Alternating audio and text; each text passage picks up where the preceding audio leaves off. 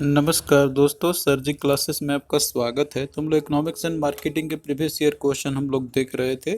और देखिए, जो भी हमने प्रीवियस ईयर का और सीरीज कराए हुए हैं तो उसका हमने जो है डिस्क्रिप्शन बॉक्स में लिंक दिया हुआ है। आप लोग वहाँ जाकर जो है प्रीवियस सारे वीडियो का आप लोग देख सकते हो। तो देखिए दोस्तों, हमने जबकि एग्जाम प्रिपरेशन के लिए एक जो है कोर्स भी लॉन्च किया हुआ है। और ये जो है आपका सीबीटी एग्जामिनेशन में जो कि आपका जो कि होने वाले हैं एप्टीट्यूड बीडी और ऑपरेशन बीडी वाले का, तो उनके लिए देखिए जीके, साइंस और history of railway, DFCCL, economics, marketing और सीआरएम, ये सब्जेक्ट आएंगे। तो इसके लिए हमने पूरा कंप्लीट कोर्स लॉन्च किया हुआ है। ये जो है आपको ऐप में मिल जाएगा। आप लोग जैसे अपना अच्छे से प्रिपरेशन आप लोग कर सकते हो। तो देखिए, इसका लिंक आपको डिस्क्रिप्शन बॉक्स में मिल जाएगा। और आप लोग जब ऐप को डाउनलोड करोगे तो आपको देखिए जो है चले जाना है स्टोर सेक्शन में। और यहाँ पे आपको कोर्स दिख जाएगा। जब आप लोग बाई कर लोगे तो आपको देखिए ये सारे कोर्सेस आपको दिख जाएंगे, पीडीएफ और फोल्डर जो भी वीडियो बनाए हुए हैं। और इसके साथ में देखिए हमने आपको अलग से पीडीएफ भी इसका प्रोवाइड किया हुआ है, चाहे आपका जनरल अवेयरनेस का हो या फिर जो है हिस्ट्री ऑफ रेलवे, डीएफसीसीएल का हो और जनरल साइंस का हो या फिर जो है आपका सीआरएम का हो या फिर जो है आपका इसके अंदर में जो इकोनॉमिक्स मार्केटिंग हो, तो सभी के लिए हमने जो है अलग से प्रोवाइड आपको किया हुआ है। तो आप लोग इन सबको बाय कर सकते हो। आप लोग लिंक डिस्क्रिप्शन बॉक्स में आपको मिल जाएगा। तो देखिए, क्वेश्चन है आपका यहाँ पे जो पूछे गए हुए थे कि in micro economics, macro is taken from the word macro which means big, to which language does macro belong. तो देखिए दोस्तों, हमने जो है आपको पहले भी बताया होगा कि जैसे जो इकोनॉमिक्स जो है आपका, तो वो भी ग्रीक वर्ड से लिया गया हुआ है। और साथ में जो मैक्रो इकोनॉमिक्स, माइक्रो इकोनॉमिक्स जो है, तो ये सब जो है आपके ग्रीक वर्ड से ही लिए गए हुए हैं। तो ये भी आपका क्या होगा, ग्रीक वर्ड से आपका लिया हुआ है। मतलब कि जो मैक्रो है आपका, ये जो ग्रीक वर्ड है मैक्रो, उससे लिया गया, जिसका मतलब होता है टू बिग, बिग होता है एक्चुअली में। तो देखिए यहाँ पे भी जो है आपको मिल जाएगा इसके रिगार्डिंग। जैसे कि आपका माइक्रो इकोनॉमिक्स और मैक्रो इकोनॉमिक्स है, तो ये हम लोग किस कॉन्टेक्स्ट के अंदर में हम लोग पढ़ते हैं, इसके फादर कौन है, तो इन सभी चीज़ों के बारे में जो आपसे पूछा जाता है। और जैसे कि माइक्रो इकोनॉमिक्स में हमने बताया था कि ये भी आपका जो है माइक्रो वर्ड से लिया, जिसका मतलब होता है स्मॉल। तो ये सारे ग्रीक प्रीफिक्स है, उनसे ये जो है लिए गए। आप लोग इसका भी याद रख लेना। अब माइक्रो का भी यहाँ पे मैक्रो का पूछा गया था, तो कोई भी पूछे तो वो जो है कोई ग्रीक वर्ड से ये सारे लिए गए हुए हैं। नेक्स्ट क्वेश्चन देखिए, दिया हुआ आपका यहाँ पे कि demand is an economic principle referring to a customer desire to purchase goods and services. तो देखिए, डिमांड के बारे में यहाँ पे दिया हुआ है कि ये जो इकोनॉमिक प्रिंसिपल है, जिसका मतलब होता है कि कंज्यूमर की डिजायर होती है गुड्स और सर्विसेज को परचेज करने के लिए, तो वो किस प्राइस पे ये करेगा। तो देखिए, यहाँ पे डिमांड का एक परिभाषा होता है। अब जैसे कि इसके बारे में अगर आपको दिखाया जाए डिमांड क्या होता है, तो डिमांड जो है आपका, इसका मतलब होता है कोई भी गुड्स के लिए हम लोग, जैसे कि कहते हैं ना कि हमारी विलिंगनेस है किसी चीज़ को परचेज करने के लिए, तो वो डिमांड हमारा कब बनेगा कि जब उसके लिए एबिलिटी होना चाहिए, हमारे पास क्षमता होना चाहिए, और साथ में हम उसके लिए पे भी करने के लिए रेडी हो। यानी कि विलिंगनेस होना चाहिए, साथ में एबिलिटी भी होना चाहिए हमारा, तो जो बन जाएगा उसका डिमांड बन जाएगा। ऐसा नहीं है कि जैसे कि हमारा विलिंगनेस तो है लेकिन हमारे पास एबिलिटी नहीं है उसे बाई करने के लिए, तो वो डिमांड नहीं कहलाएगा।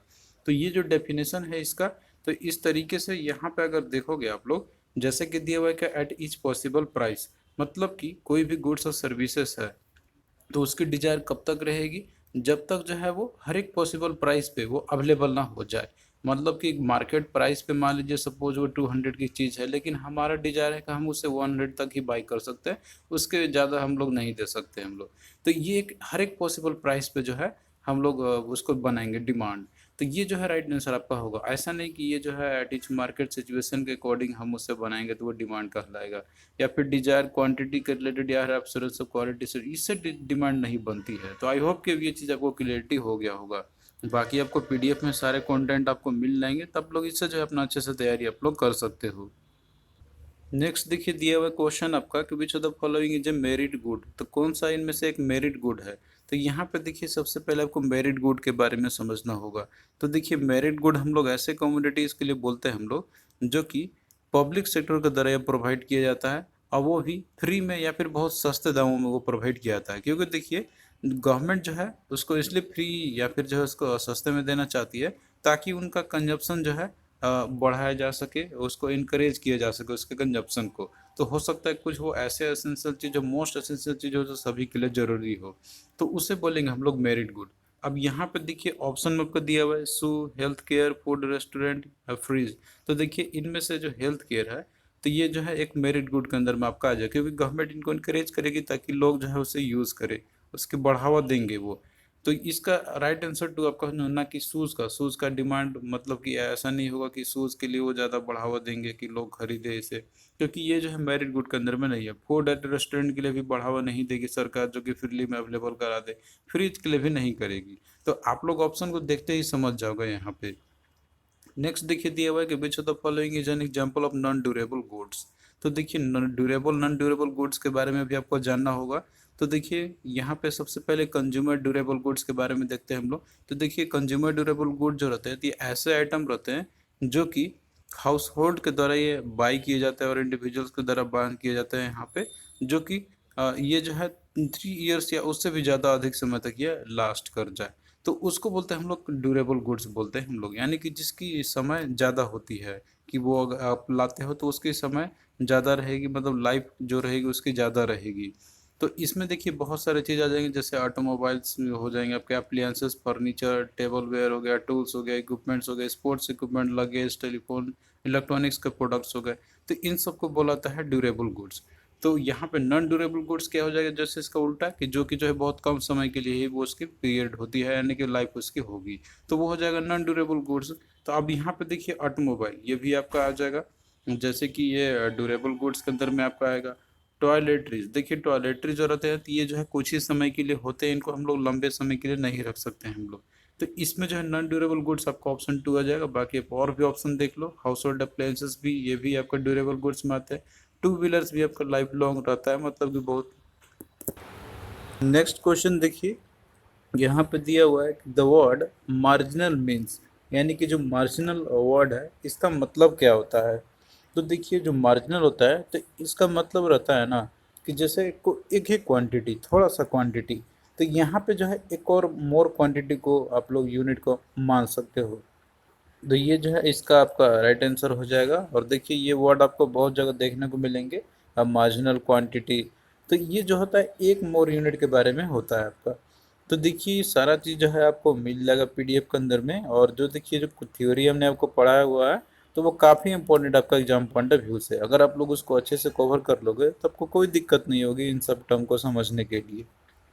अब देखिए यहाँ पे एक और क्वेश्चन है आपका जो पूछे गए हुए थे कि when the price of a commodity falls we can expect, यानी कि जो प्राइस होती है ना कमोडिटी का, अगर वो फॉल करी तो हम लोग क्या एक्सपेक्ट कर सकते हैं।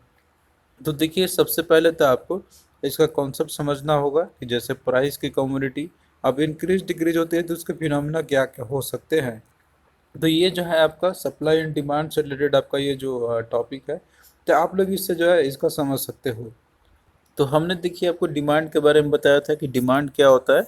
तो ये जो है होता है आपका कि किसी भी गुड्स के लिए डिजायर होना हमारा, उसके साथ में उसकी एबिलिटी भी होनी चाहिए हमारा बाई करने का, और उसे हम पे भी करने के लिए रेडी हो, तब उसे बोलते हैं हम लोग डिमांड। और डिमांड का लॉ क्या होता है, तो देखिए इकोनॉमिक्स टर्म में डिमांड को जैसे कि इसको रिप्रेजेंट किया जाता है, it is customer desire and preferences for a particular product, यानी किसी पर्टिकुलर प्रोडक्ट के लिए कस्टमर का डिजायर और प्रेफरेंस उसका होना चाहिए, जिसके लिए जो है वो पे करने के लिए वो रेडी हो। तो यहाँ पे देखिए प्राइस और साथ में जो डिमांड है इसके बीच में एक इन्वर्स रिलेशनशिप होती है, यानी कि इससे आप लोग ये समझ सकते हो कि जैसे अगर प्राइस इंक्रीज करे तो क्वांटिटिव डिमांड जो है उसका कम होगा आपका।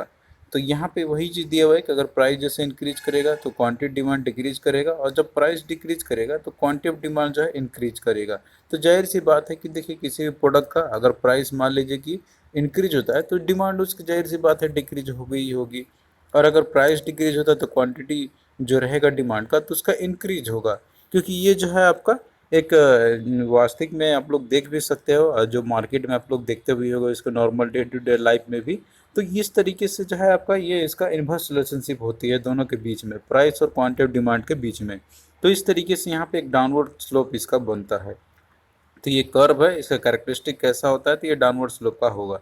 लेकिन यहाँ क्वेश्चन में देखिए जो पूछा गया था आपसे कि जैसे कि अगर प्राइस कमोडिटी का फॉल करता है तो हम वो क्या एक्सपेक्ट कर सकते हैं। तो यहाँ देखिए दिया हुआ है कि the supply of it to increase, या demand for it to fall, या demand for it to stay constant, या demand for it to increase.